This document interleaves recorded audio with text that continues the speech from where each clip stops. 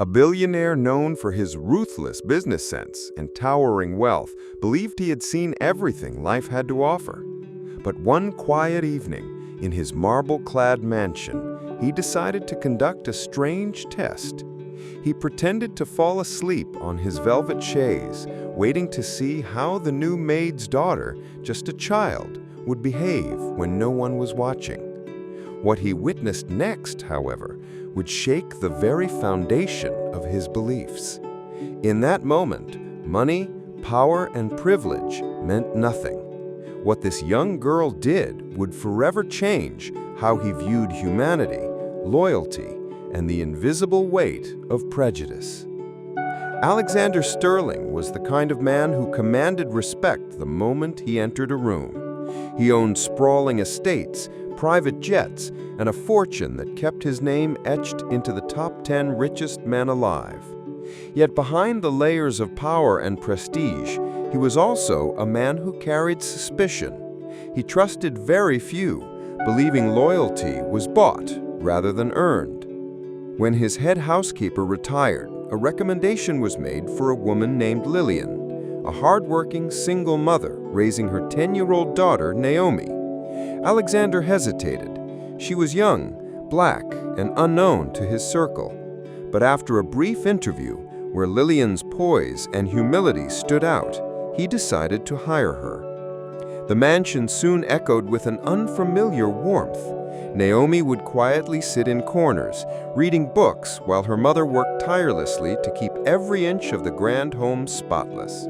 But Alexander's doubts lingered.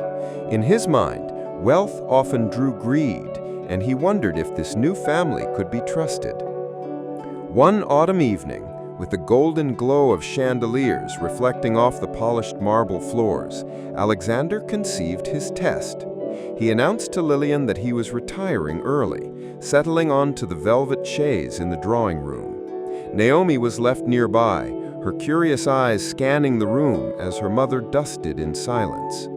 Alexander let his eyelids fall, breathing slowly, pretending to sleep. Inside, however, he was fully alert, waiting, watching.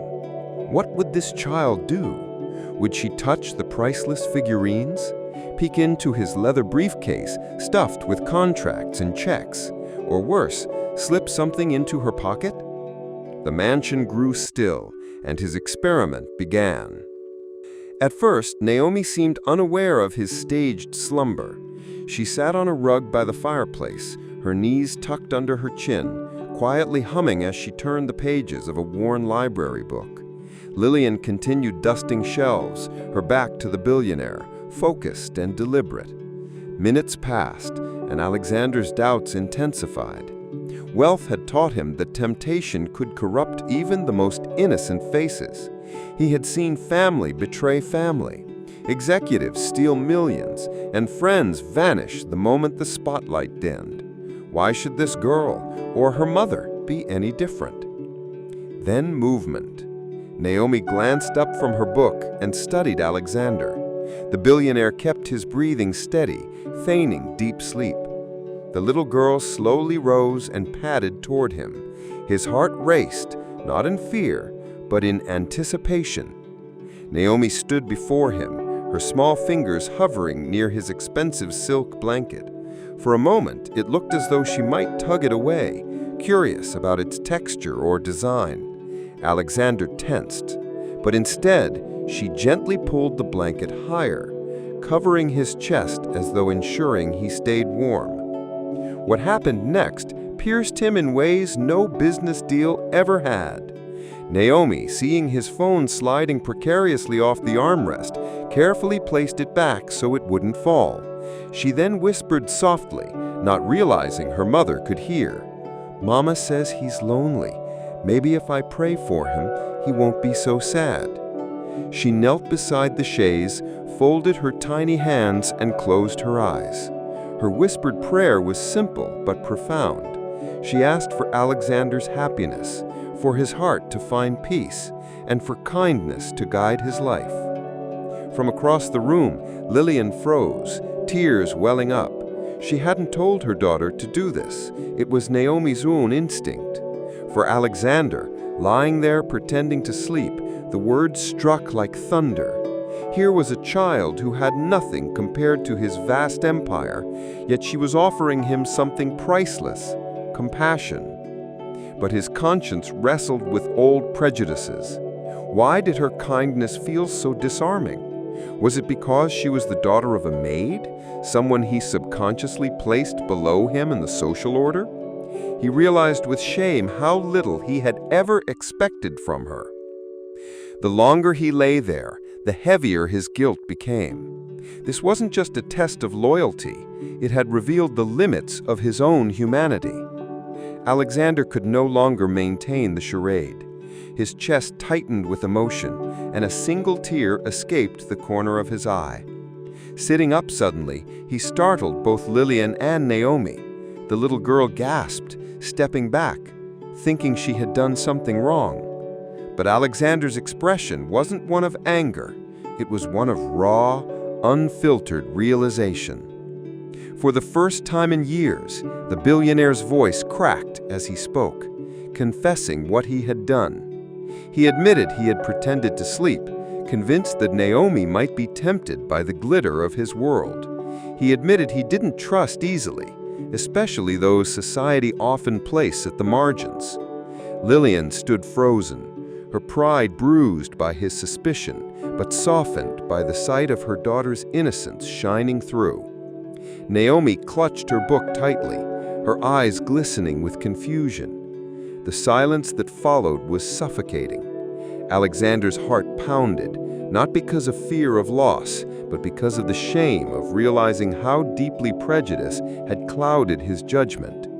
Naomi had not reached for gold, jewels, or power. Instead, she had offered him warmth, care, and a prayer he never thought he needed. In that moment, his empire, his walls of distrust, and his cynical worldview seemed small compared to the purity of one child's heart. It was a confrontation he could not escape. His wealth could shield him from scandals, lawsuits, and betrayals, but it could not shield him from the truth of his own biases. The days that followed were different. Alexander made no grand announcement, no showy gestures. Instead, he quietly began to change. Naomi's small act had awakened something he had buried under layers of suspicion and arrogance. He began to treat Lillian not just as staff, but as family. He ensured Naomi had access to the best schools, offering her opportunities he once believed were reserved for children of his elite circle. But more than money, he gave something else: respect. He listened. He learned. What had started as a test became a mirror showing him a reflection he had long ignored. A man with unimaginable wealth was schooled by a 10-year-old girl on the meaning of compassion. But the deeper lesson lingered in his heart. Prejudice had blinded him. He realized how often society dismissed or underestimated those from marginalized backgrounds, expecting them to fail or falter. But Naomi proved that humanity, kindness, and integrity know no color, no status, no boundary. And so, whenever he entered his grand drawing room, Alexander no longer saw only marble floors and priceless art. He remembered the night when a child's prayer dismantled his arrogance and rebuilt his humanity. The story spread quietly among those close to him, not as gossip, but as testimony. It became a reminder that character is revealed not by how one acts in the spotlight, but by what one does when no one seems to be watching. And now, dear listener, I ask you, how often do we judge before we truly see? How many times do we measure others by wealth, color, or circumstance rather than the depth of their heart? Because sometimes it takes the innocence of a child to remind us that humanity is not about power, but about compassion.